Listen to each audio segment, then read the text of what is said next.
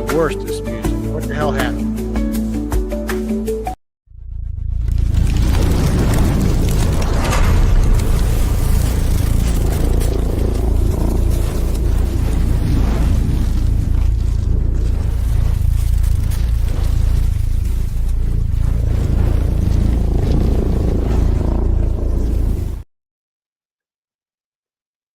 Hello, everyone, and welcome to the Leftovers podcast tonight. We have myself, the host, as I say in quotations, Matt. PowerPoint Juicer did not change it from last week. I have not updated it. No, I have not. I'm still riding that riffs high. And Mitch, who's invisible. Right. We have our translucent guest tonight. Yes, Mitch he is. Wallace. He is actually, he was in the original Deadpool movie. Very good, Right. very good.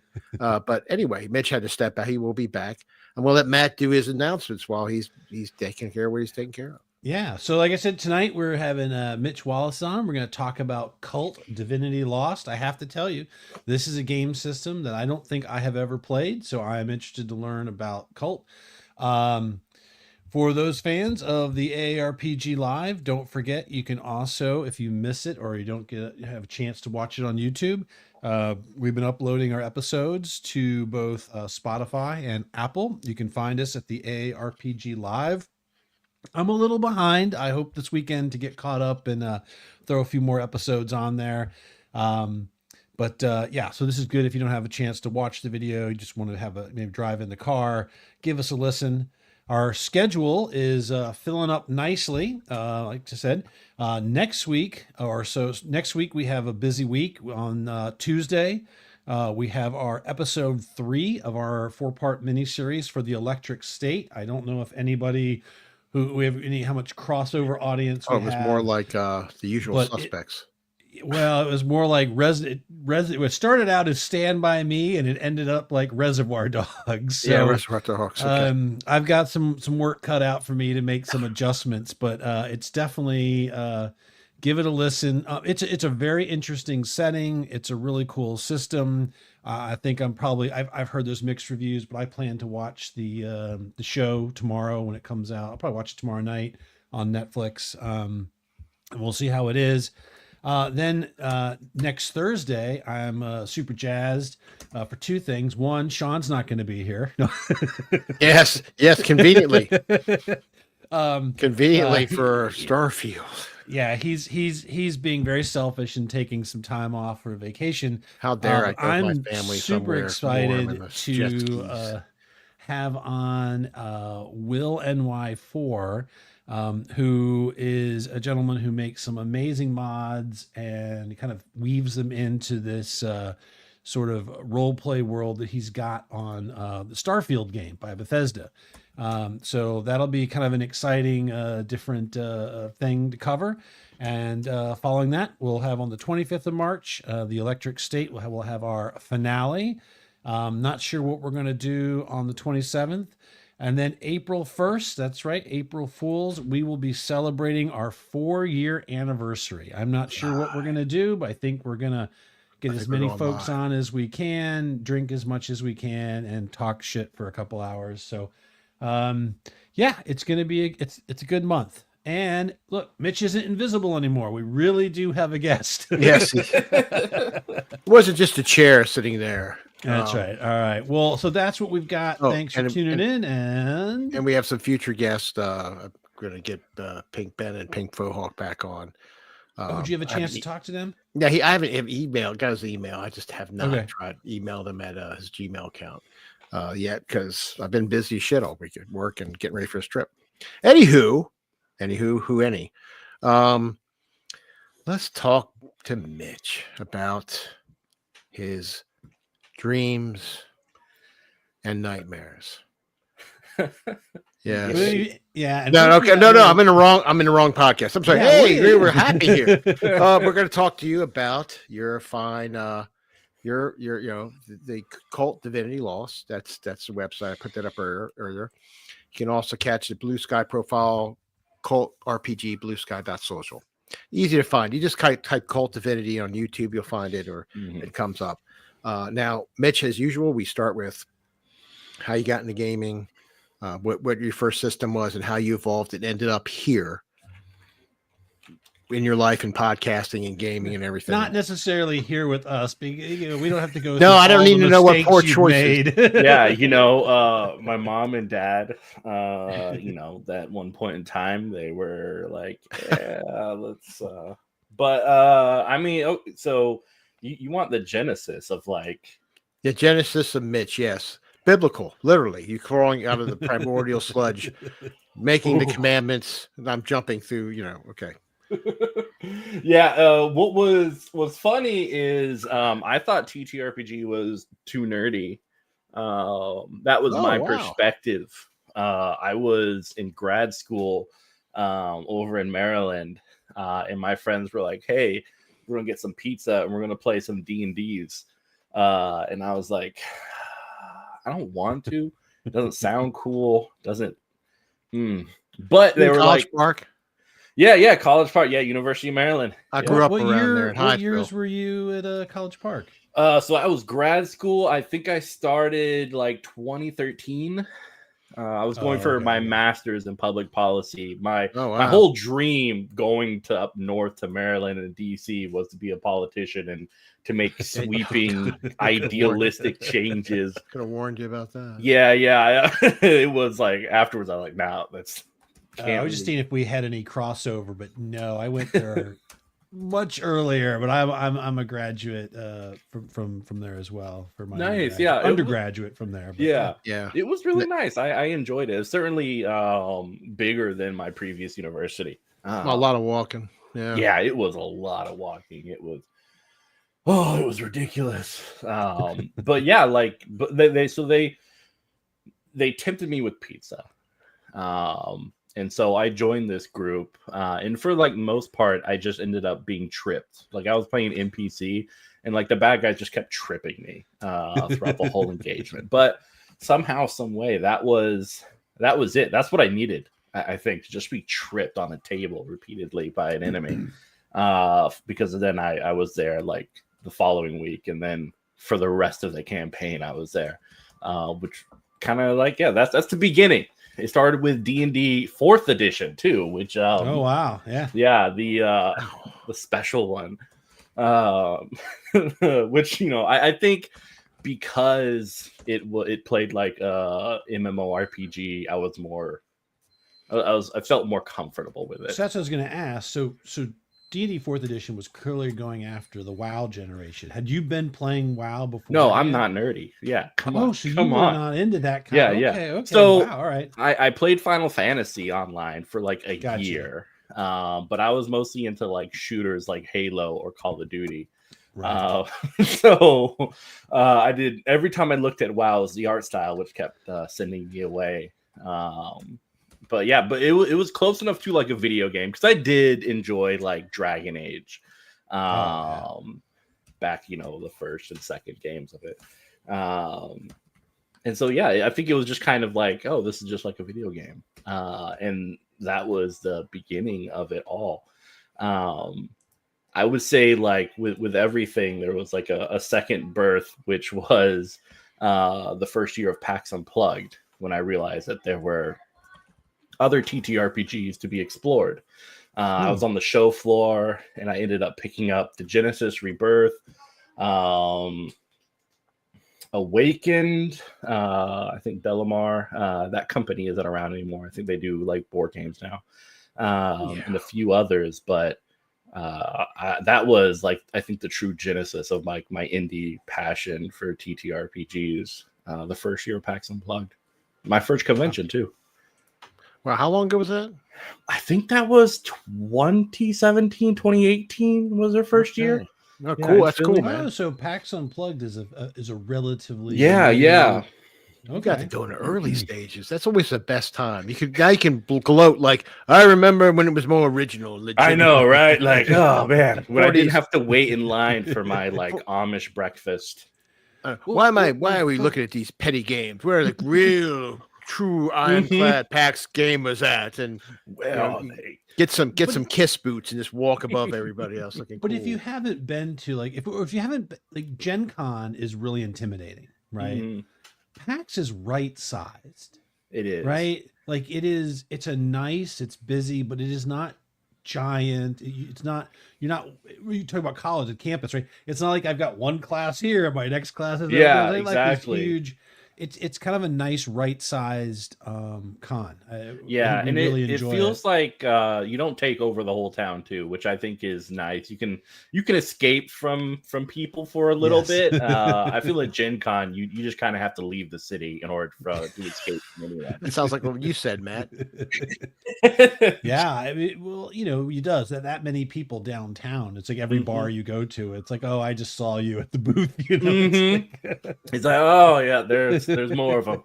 They're everywhere. I don't know where to go. Geez. Every bar, and of course, every bar has they're serving like all the drinks. They change the names and everything. So it's the same shit, different drink.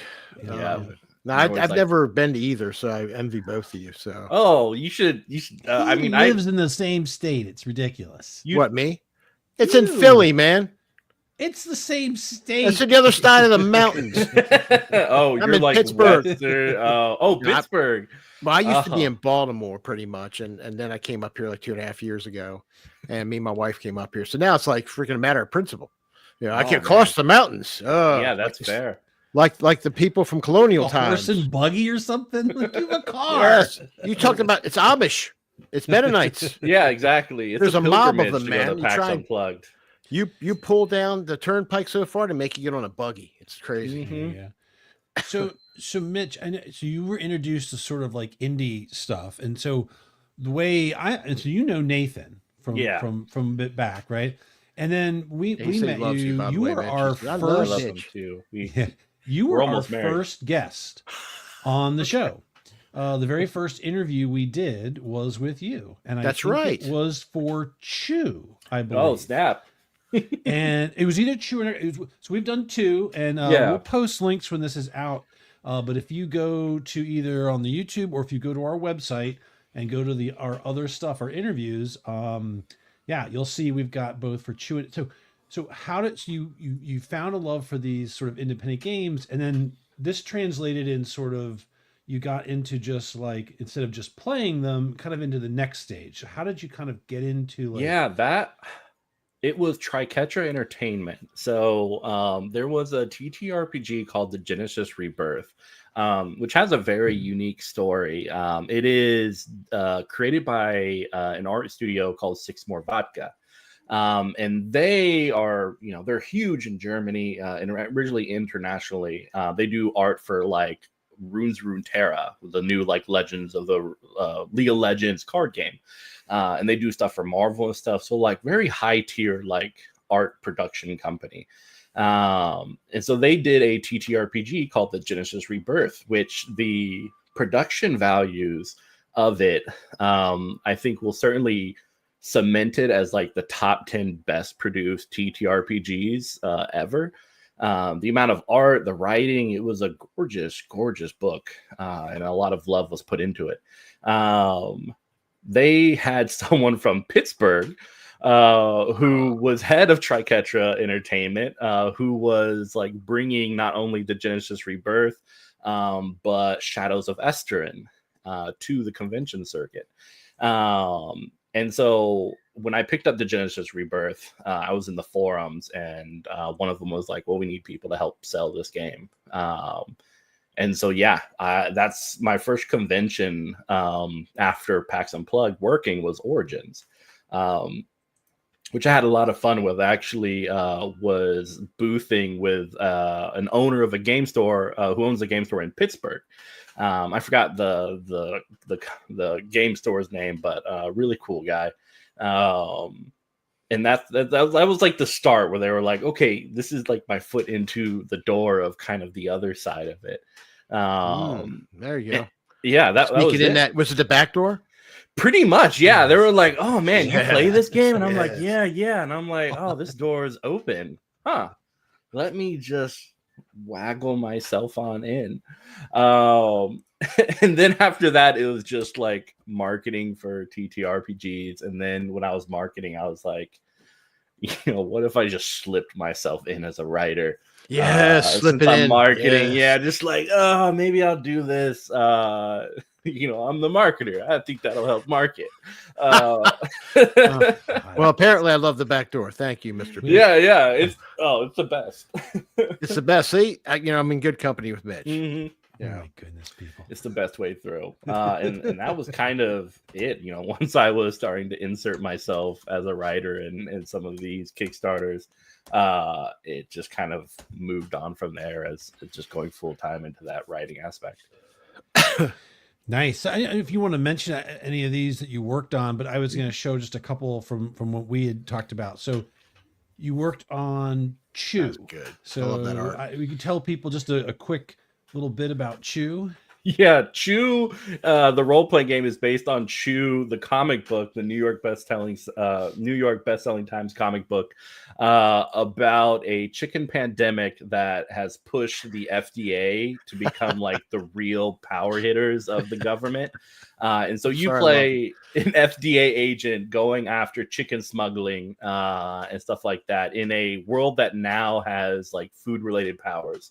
So someone could like create mashed potato golems or eat carrots and become really strong. And so it's just kind of it bounces between this horrific, disgusting feel to like a funny, zany, just kind of on the same coin, which has always been something I've really appreciated about the comics. So it was really cool working on that and actually putting it together. I was talking to Rib Guillory, who's the artist for Chew.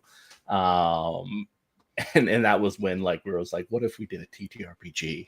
And that was kind of it by that time. Yeah. Very cool. And another one that I know you worked. Well, that's weird. That's really creepy. Pop-up ads. No, I worked on that previous one. Put that up. Put that back the up. Blue Chew. Play it. Play it right here. Seconds. Yeah, just slip it in the back door. Yeah, put it all together. So Bring it the around. other one that you worked on, and what was interesting, I think, was this is an adaptation from an overseas game, right? Yeah. It is El Engranaggio, which I actually have the TTRPG and the books associated with it. Valerio Amadei is the main author of the books and such. And so we kind of moved it over to America in English, adding some things, changing some things, and making it a much bigger. I wish I could. I brought the El Engranaggio book because it's kind of like a small little thing. And we turned it into like this big thing with full art and everything. And it's gorgeous and added so much to it. So yeah, it's my baby and we are sold out. So can people still get it digitally or was it only print? Oh, yeah, you can still get digital, right? Yeah, it's on Drive-Thru RPG. And yeah, of course. Yeah, I know we saw you were selling them like hotcakes when I remember the place. It's a beautiful book and it's a cool, creepy setting. So yeah, I adore it. Well, and yeah, I sold my last copy like a couple days ago at Comic Con. Really? That's good. Well, I mean, that's a good thing, right? Yeah. In some sense, it is. You can always make more, like Doritos. It's like, oh, there goes my last baby. Yeah. Empty nest syndrome right now. Yeah, well, you got a guy who likes Chew. The faux hawk likes Chew a lot. So, but he's a little weird. I don't know if I take that compliment. Yeah, you got to be careful with. I mean, certain people you want back here. I don't know about him, man. And I think the Chew book, like they've gotten proofs and stuff, so they should be coming out soon. Good. Yeah, I think my hope is to deliver it to Nathan via like DoorDash or something, along with like maybe KFC or Popeye's chicken. Yeah, that'd be perfect. Yeah, that'd be just perfect. Kind of stuff it in there as he can distract his wife with the chicken while he takes the book away. Exactly. Look at this, honey. Oh yes, my sweet love. Yes. He goes off to the bathroom. He's like, "What are you doing in there? I didn't know this book came with a cover. Nothing. I'm just reading my new TTRPG. I need privacy. This book looks glazed like a ham. What the fuck? I'm like, oh, nothing, honey. Nothing. So that's so Chew. Gosh, it's been the Chew is about to hit the street. So yeah. Okay, so that I don't know why I thought this is a terrible in your old memory. I don't know why I thought it was already out because like we talked about the whole. But wow.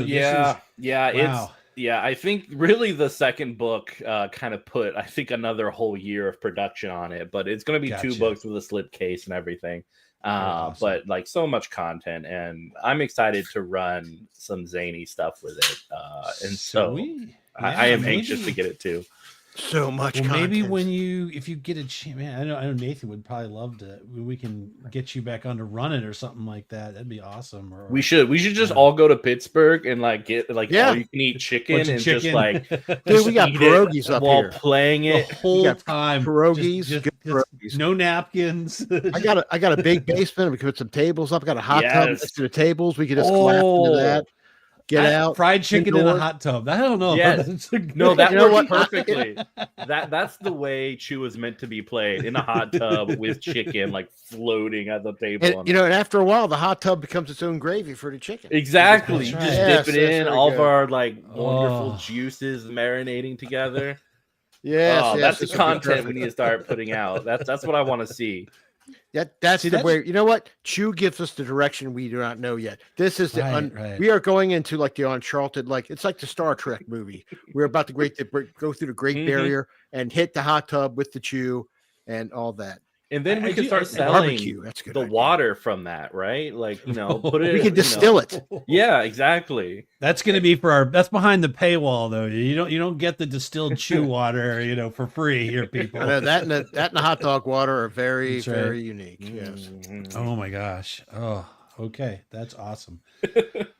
Any other like favorite systems or any other thing about or from gaming that you want to cover before we delve into what we really have you on for tonight? Yeah, man, if you're talking about like favorite games, I mean, I think between the Genesis Rebirth, KULT Divinity Lost, Necro, and Symbaroum, those are kind of like the ones I always love going back to.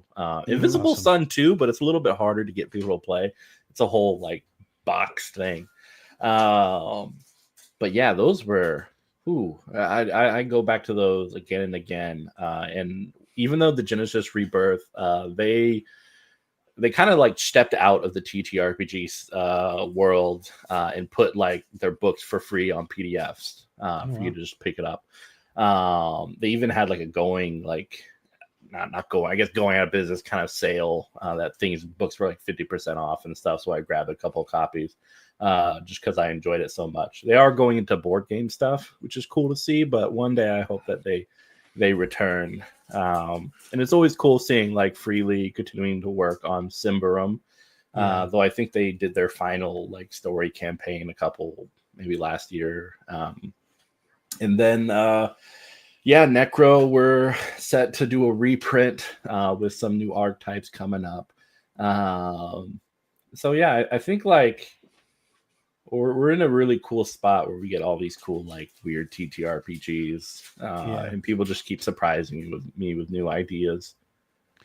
Yeah, I think it's clearly, the big giant in the room, Hasbro, when you go out there, there's still, that's what most people are playing, but I think companies like, that next sort of like Chaosium, Free League, all that are really beginning to open up.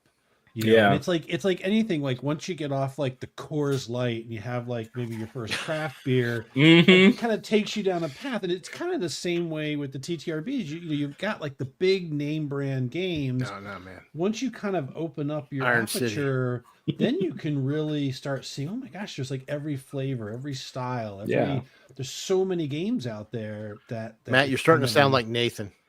Yeah, well, I know. Oh, then you get to Everclear. Everclear. Then you're like in a special place. That's freaking Vampire the Masquerade. What are we doing? Oh my God, yes. Oh, I remember LARPing that so much. I tried. I LARPed at a con in Dallas, Texas. Ooh. And what I realized about LARPing that was hard for me is that they stuck me with like the Ventru, right? Mm-hmm. And they're like the suave, charisma. I can't fake that, right? Yeah. I'm introverted. And so it was Unless you have some tough. Everclear. I tried, but it was so hard. Like I could play that character pen and paper, but I could not like really do it. I could not be cool. And it's like, this is why I play TTRPGs, because I'm not cool. I'm not, Exactly. Like I can't role play anyone higher than like an average intelligence because I am going to do some stupid stuff and I'm going to bring down the curve. So just wait. That's the way. There's the way. Right. It is. Somebody must be the one. Yeah. For us, it's Nathan. But for you, if you Mitch, you blaze your own path of glory. No, Nathan's not dumb. Nathan's not dumb. Nathan is a chaos agent. No, Nathan. Every time we've ever I didn't played say he was Vampire, dumb, man. You know which clan he plays, right? Oh, every yes, single Clan time. He's Caitiff. Malkavian. Malkavian, yeah. Yeah. Well, he did the Clan Caitiff once. That's true. Did he? But Okay. Malkavian, I couldn't. Yeah. He I tried to feels have like fun at that Malkavian. game, and he punished me, and I still remember that.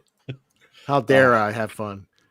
How dare But you? he was good at it. Nathan ran a good vampire game. He did run a very good vampire. I'll give Next him time that. you guys do it, invite me. I love me some Vampire. I don't know. We got to get him back around. Nathan's a free spirit when it comes to games, and I'll say this about him. We jump around or someone we want to get back to, but he's the one who made the comment. It was him mad about I won't live long enough to play all the games I've got now or something like that. It was pretty dark. I was like, even for me, I'm like, God damn, it's dude. True. He has a serious Kickstarter addiction. So Yes, he does. Like, he's got that hit. Yeah. I mean, just start doing like these small little, I guess, personality shifts. Just kind of like put the games that you want, just like tape it to his window so we look at it. Dude, we caught him doing lines of Shadowrun one night. Oh, that's tough. He's going hardcore. That's a dark place right there. He was in a dark place, man. Ah. We had to pull him off it and give him some, get him some better quality games there. Yeah, I feel that I want to love Shadowrun too. Every year to Geek Weekend, he brings the Paranoid book. Paranoid, and every year we don't play it. Oh, you guys! Oh, I love Paranoia. It's so good. He's like, "Hey guys, I bought Paranoid." I'm like, "Yeah, okay." No, everyone's just like, "Oh, I don't know." He's just by himself at home playing it with himself. Yeah. No, he just, it's not. It's because we have a couple guys who just don't want to play it. Get his wife into it. No, she's good actually. Yeah. All right. Well, this is the part in the show we're going to take a little quick break where I can. That's not what's going to happen. That's not this shit. Darcy, I'm going to go do some lines of. I'm not going to leave out of this camera and show up right behind now. Sean. Put my some hands lines on of his shoulders. Little massage going there. That's right. No, so I'm gonna. So let me get this over with. No. All right. So you're gonna do the preview. Yeah, I am. Yeah. Okay. All right. So just let folks know on AARPG Live, I mentioned at the beginning of the show, but just to remind, we've got our short play of The Electric State. Episode 3 will be next Tuesday, and then the following Tuesday on the 25th will be our finale. So please come out, take a look. And just to get anyone wet some whistle, we're going to show our trailer that Nathan put a lot of time and a lot of effort in on.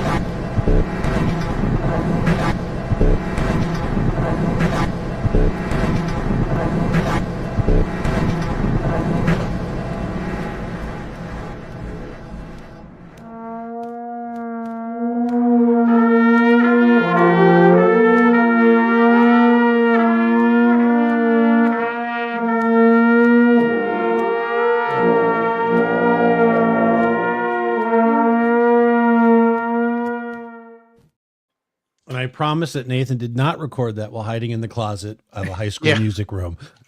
I think he did. Now I'm thinking he did. And just also the next episode of our Dragonbane actual play, I think, is going to be out tomorrow. That'll be episode 27 of 50 episodes. Size Matters, as the group travels to the Tower of Size, which I laughed a lot about. If you've been watching the show and you love the show, then please, as I try to find my link, head on over to our website. Head over to our website, and we've got all of the characters, the character art from the show original, and lots of awesome merchandise. Or if you just want to go generic, awesome old geek, we've got our AARPG merchandise, all of our adequately designed and adequately manufactured products. And you know what? And while I'm over here, if you're on there, if you go to other stuff and you go between two GMs, you will find our very first interview there with Talking Necrobiotic, and all of our other ones, Chew, plus a whole bunch of other interviews that we've done with great TTRPG creators. So head over to the website. You can learn more about the cast. You can watch episodes. You can see all kinds of stuff and spend your hard-earned money, which, you could either spend it on a carton of eggs or an AARPG t-shirt. They probably cost about the same amount of money these days. So indulge yourself. That's it for me. Let's get to what we are here to talk about. Mitch, tell us about KULT, because I have never played. And so we need walking into this is an open book. Ooh, KULT. KULT to me is the pinnacle of horror TTRPGs. It scratches the itches I didn't know I needed in places that I can rarely reach. KULT Divinity Lost. That will be a short.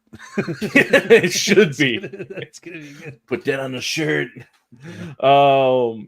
But yeah, I mean, it's if you ever watched, there was a wonderful horror movie that came out called The Void with yes, great movie. Yeah, that great that's KULT. With Eldritch horror movie. Yeah, that is KULT.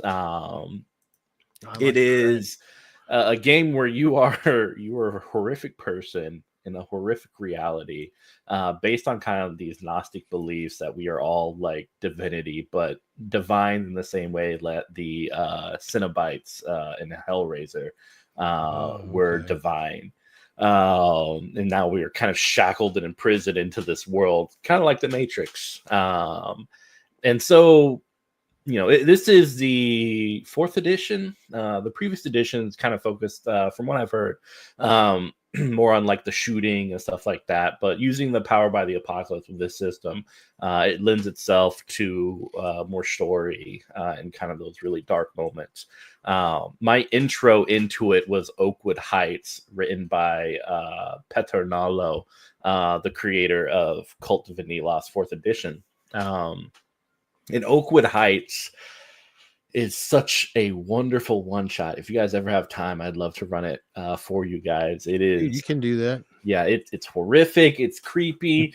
Everyone plays something dark, and I think it's probably the one shot adventure I've played or ran the most through all my years. Like that, I think that was the one I've done the most. I always go back to it. And that's KULT Divinity Lost. They've had 3. This is so the Kickstarter that just went I think a couple like last month was their 3rd Kickstarter. It's a Swedish company, Helmgast. Their other IP is Troubleshooters, which is this like 1010-esque TTRPG. So completely different shit. Completely different. Yeah, you either get super dark, you get super light. Do they have like the long do they seasons? cross?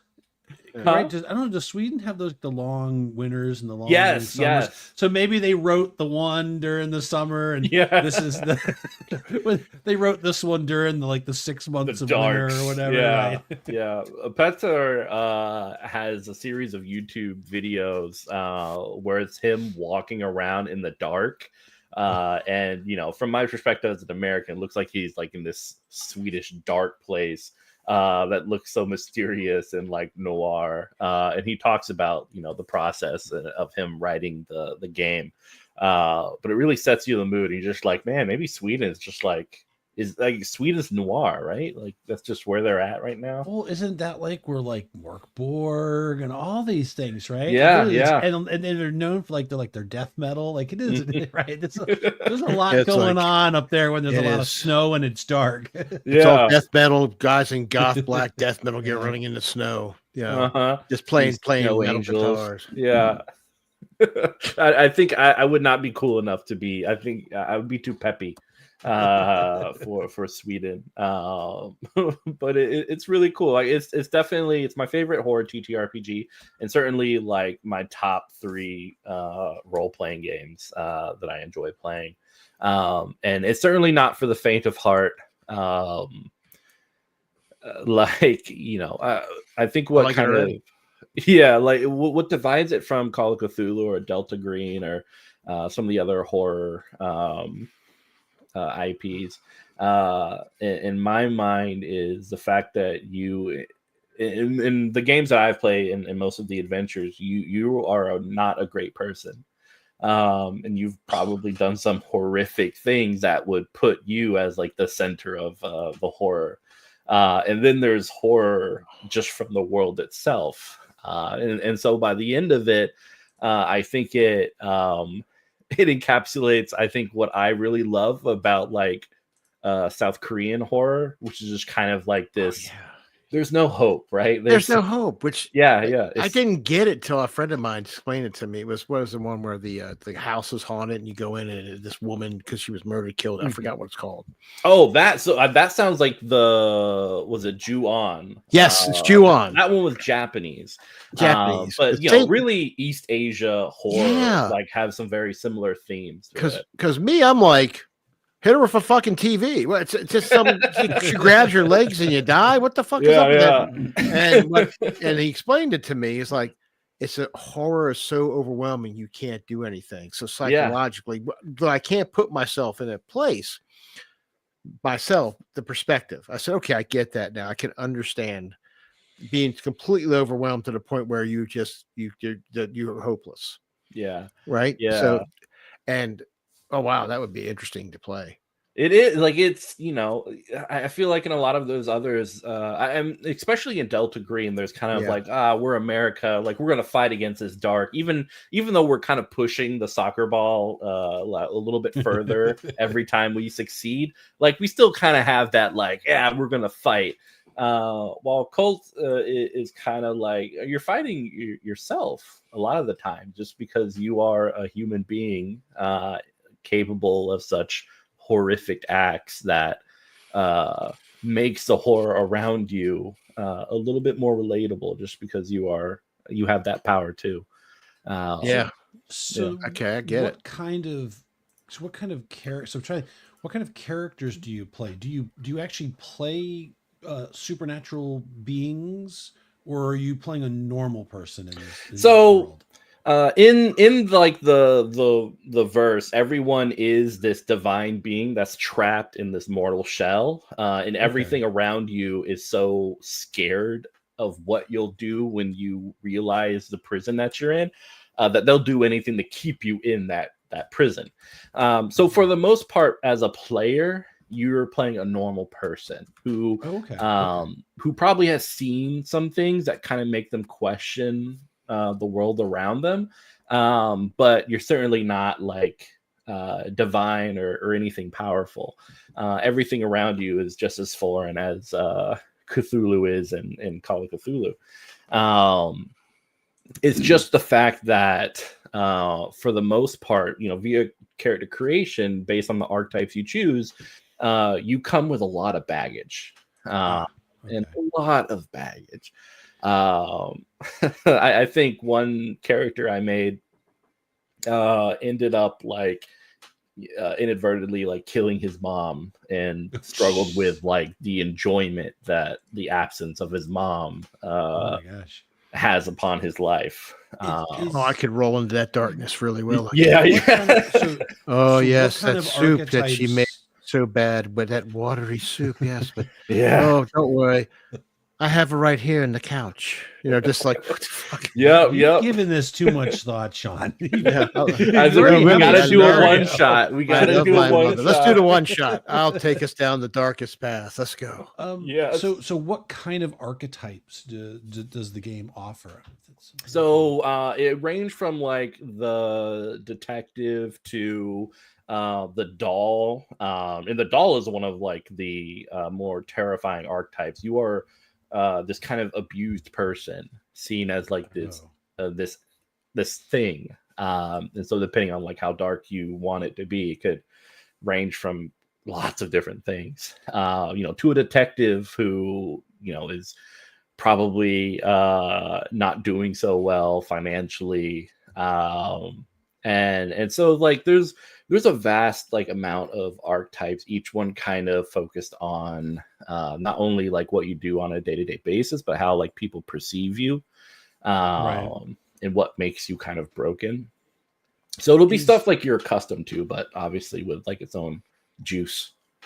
In the situation of the baggage, is it is the game system provided for you, or you make it up? Well, that's what I'm saying. Are there that's where I think you're going. Is it like random? Like I'm trying to think how to. I know. Kind of like life path. Yeah.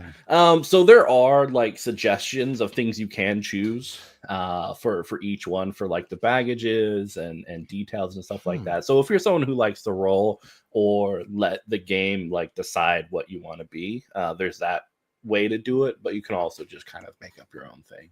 Gotcha.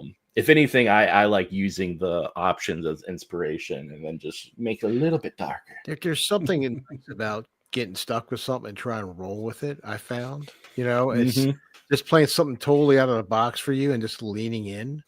Yeah, because it gives you a little freedom just to do stuff you don't want to do. So I sort of like that. I would probably choose that option. Yeah, I just would re-roll it. Yeah, I think I played one character who had a very odd relationship with arousal, where he'll just become aroused in like the worst scenarios, and so he just kind of had this creepy persona about him, and Sorry. That's really funny. It shouldn't be funny. Hey. It's weird. Does your voice change? Walk up like you're talking like this. Hey, man, everything's going like, oh, yes. Yeah. And they're like, someone's like, let me crying. Get that dust off you. Why are you pressing against me? No, you have something in your hair. Yeah.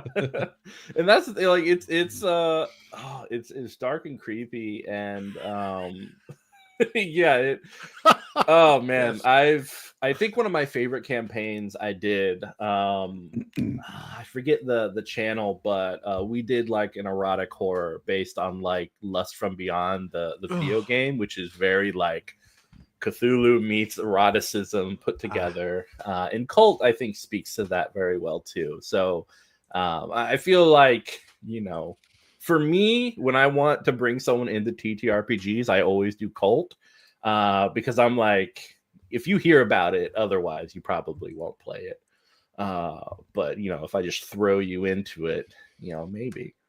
I sort of like that. I played Call of Cthulhu. I really liked it. The challenge of it. I like those games. Yeah, but we just don't go like as for what we do. We just haven't taken that direction. Unfortunately, it would be interesting to see, because we're kind of a horrible group of people. But it's funny, we're horrible. We just like to screw each other's heads up. But it's funny though that we kind of bumped into a little bit of a barrier, not this year, but the year before.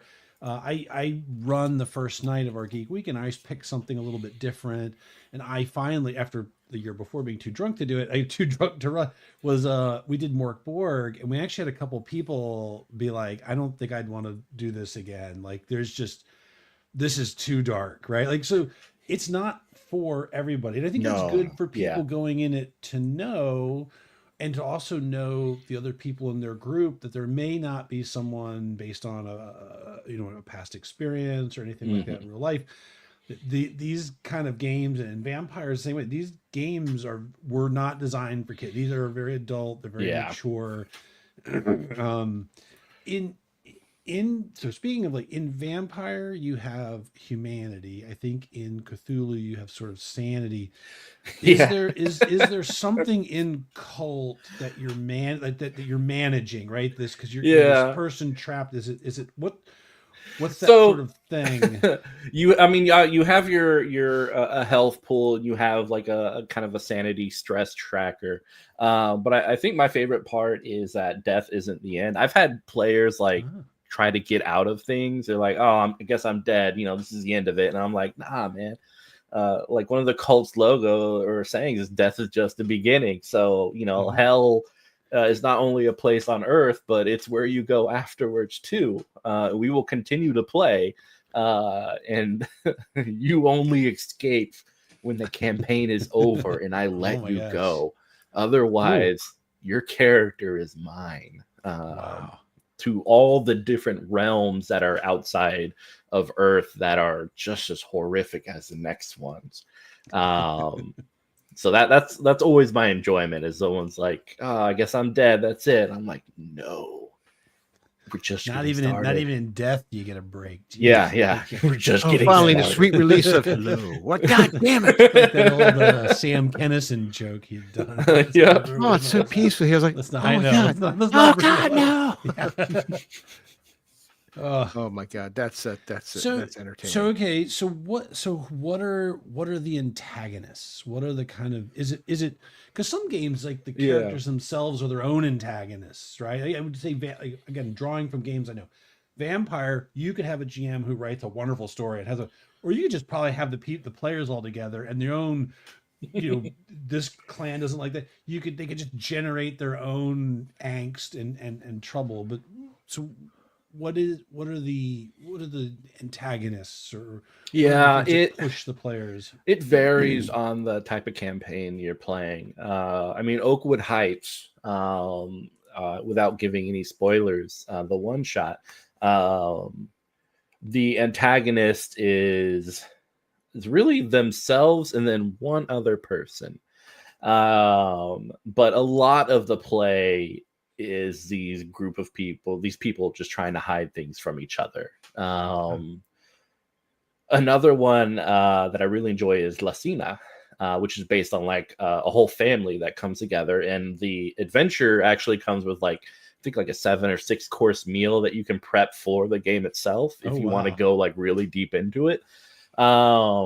But one of the players was playing the dad, and some of the other players were playing the children, and the dad was just abusive. It was at the end of it, he's like, man, guys, I really got into it. I'm really sorry. And they're like, no, we loved it.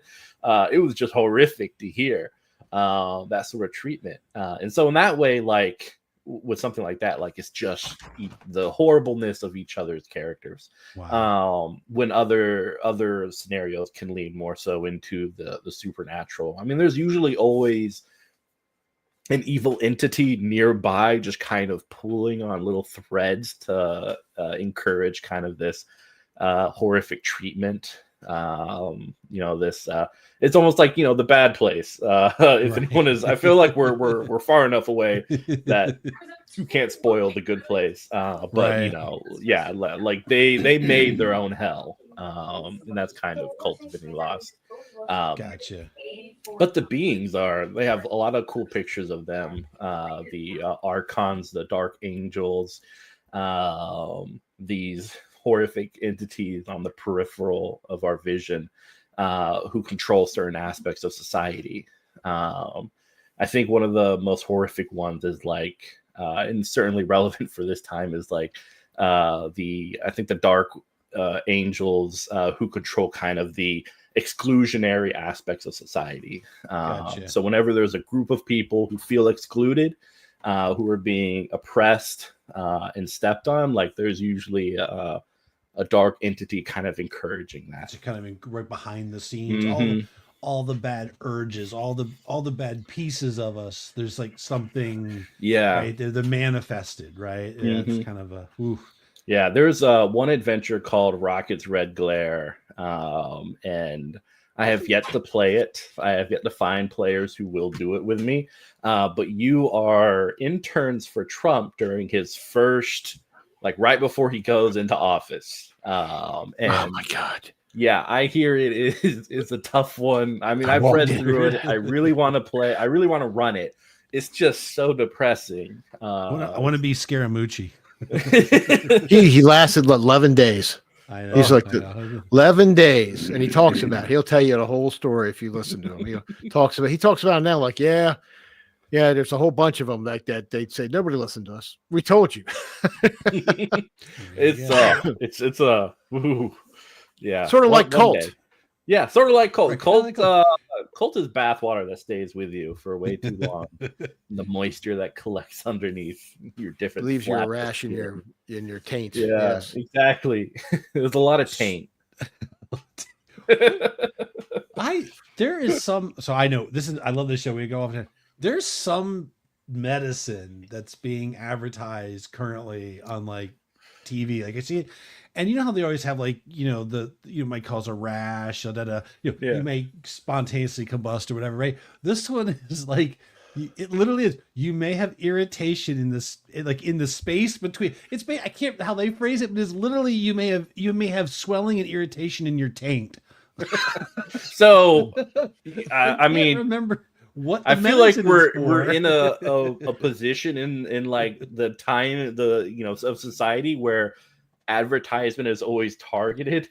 So I haven't seen that, but I'm curious why you're saying clearly Google or whatever thinks that I am not concerned about. I have concerns of my taint swelling. I don't know. Google how red should my taint be on a daily basis. It's like amber, kind of crimson, dark charcoal. What are we talking about? Oh my gosh. It's like a mood ring, but Yeah, exactly. You're like, I'm happy right now. So I'm on the website. I just know that there's looking at the products, right? So there's the 4th edition core rules, right? So this is sort of like, I guess this is what you'd start with, right? Yeah, and the Kickstarter was offering, I think, them at 50% off too, which is really cool. Okay. Yeah. Is there a starter thing that they have? Like So they are just making a quick start with the new Kickstarter, so that will be coming out. But the quick play scenarios right there usually have everything you need to play. Oh, these are great, and these are some of the ones that you mentioned. Right? Yep. Yeah. Messina, Oakwood Heights, Island of the Dead. I've ran them all. I've played Atrocity. The Atrocity Exhibition. Yeah. That one's really cool. I've played that a lot. Wow. Yeah. Okay, so these are great. So there's tons of free games, free scenarios out there. So if you get the rule book, it is a great way to get started right off the bat. That's all.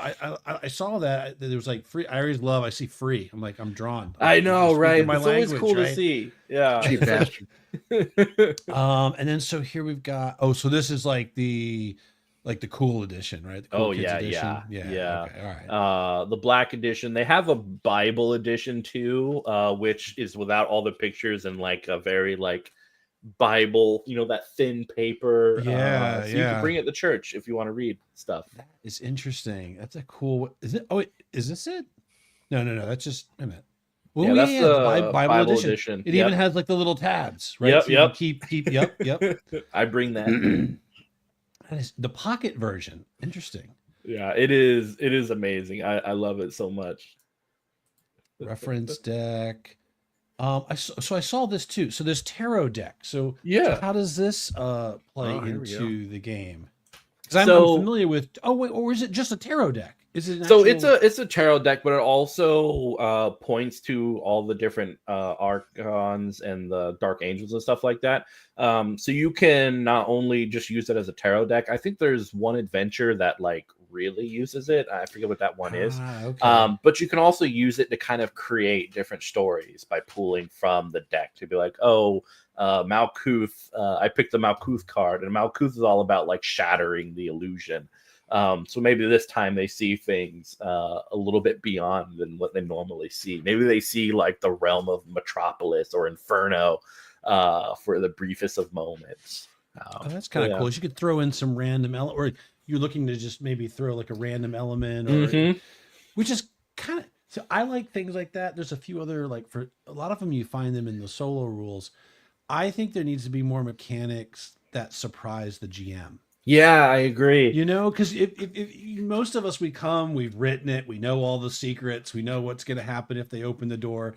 And it's kind of cool to have things that maybe, especially if you're playing a very story collaborative game, that you pull this card, you throw it down, and that maybe shifts, and now you as a GM have a little fun because you weren't expecting that. Yeah, and there's lots of different, like, there's so much to explore in cults that if you ever feel overwhelmed, you can just start pulling from the deck and be like, all right, this is what we're focusing on. This is what we're going to go with. Very cool. Archetype bundle, 25 different archetypes. Very cool. Yeah, and I think the new one is releasing more archetypes, including ones that have kind of more magic stuff in it. And the soundtrack, it's gotta be good. Is that like good ambiance in the background? It is. Nice. I even listen to it when I go to sleep. That's how much I enjoy it. It is some dark stuff with a lot of like, the range of it is really good too. I often get frustrated with soundtracks that it kind of feels like the same but different types of beats and stuff. That one, they have like a nice diverse set of stuff. And the Black Madonna, that was their first campaign, focused right after the Berlin Wall falls, kind of that 1940s time period. That one was really cool. I got to run it, and one of my players ended up like bashing innocent person's brains out because they thought they saw something else. Yes. So so there's a lot of source material. There's a lot behind this game. There's a lot of things out there. We should looked at this, right? So and also I was going to put it up. If you want to get kind of a look and feel at the game, if you go to YouTube, you can go search for KULT Divinity Lost release trailer, and it's got a cool, very cool. I thought about playing it, and it was like, well, no, wait a minute, I'll get in trouble. Like this content. Probably fine. Nobody pays attention. Just put it on. Google is always watching. But it's gorgeous, and the trailer has some of the music from the soundtrack as well. Nice, cool. Which is really cool. And there's also, like, I know there's several people who do a lot of like one shots and stuff of them. So definitely, like, there's a plethora of material to kind of check out KULT with. Very cool. All right. People get really into it. Cool. They're weird. Well, that's awesome. So we are rounding out the hour, and this went fast. It was good. This was great. I know, right? Yeah, man. But that one shot with KULT does sound pretty cool. We should probably do that one night. We should. Nathan will do it. Nathan will run on and we could do the race to the bottom and playing KULT. Let's see which one of us. Double entendre. I think Chris will try to outdo us all. He'll go right there like eating a baby or something. Yeah, well, we should call it resident cannibal. We should call it AARPG, the search for the taint. The search for the right taint. there as the episode. Dark Taint. Yeah, let's go from there. Dark Taint. Okay. Jeez. So anyway, we like to close. Mitch, is there anything you like to close on? I mean, I think you can still support the Kickstarter. I don't know if they have the backer kit or however they're doing the post Kickstarter, but I'm sure there will be something that opens up within the next couple weeks. So check that out. It's a good time to get into KULT because the core rule books are like 50% off, which is really cool. Good. And of course you get the PDFs and stuff like that. If you like horror and you like the oppressive nature of, I guess, some of like the horror grades like The Void, I saw The Devil, the South Korean film, as well as like I think somewhat like Train to Busan kind of has that feel to it. Oh, Train to It's Busan, yeah, good movie. Yeah, good movie. then I think this is for you. You should definitely check it out. Yeah, definitely check it out. Anything, I recommend anything to try something that's dark and just takes you some places to see how deep you could take it. Yeah. Of course, don't take it seriously. It's a game. So let's say I'm ready now to kill that bus of kids, dude. We need to get you. Yeah, chill it. Put you in a freaking hole somewhere. Anyway, Matt, you got anything you want to close on? I do not. Mitch, thank you once again. Yeah, we'll be in touch because this year we're doing, because we have so much Dragonbane in the can, we're going to do this whole year. Our Tuesday nights are going to be live shows.